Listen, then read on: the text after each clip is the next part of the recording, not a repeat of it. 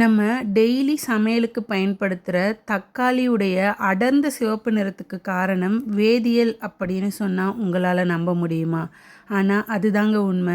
தக்காளியுடைய சிவப்பு நிறத்துக்கு காரணம் அந்த தக்காளியில் இருக்கக்கூடிய லைக்கோஃபின் அப்படிங்கிற ஒரு வேதியியல் நிறமி.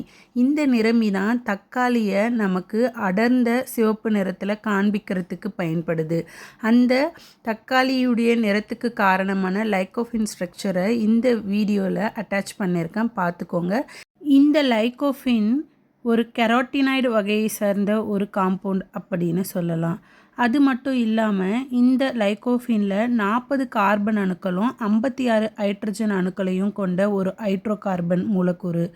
இந்த ஹைட்ரோ கார்பன் மூலக்கூறில் 11 கான்ஜுகேட்டட் டபுள் பாண்ட்ஸ் இருக்குது. இந்த டபுள் பாண்ட்ஸ் தான் ஒளியை ஈர்த்து நமக்கு தக்காளியை பிரகாசமான சிவப்பு நிறமாக தெரிகிறதுக்கு காரணமாக அமைஞ்சிருக்கு.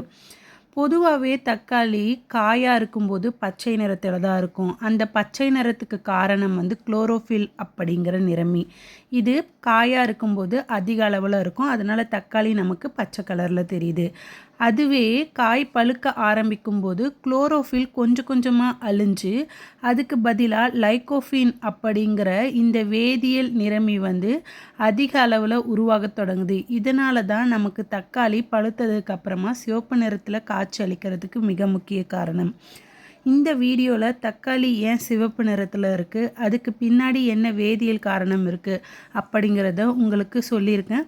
இது உங்களுக்கு ஒரு நல்ல தகவலை கொடுத்துருக்கோம் அப்படின்னு நம்புகிறேன். அடுத்த ஒரு இன்ஃபர்மேட்டிவ் வீடியோவில் உங்களை சந்திக்கிறேன். Tata by.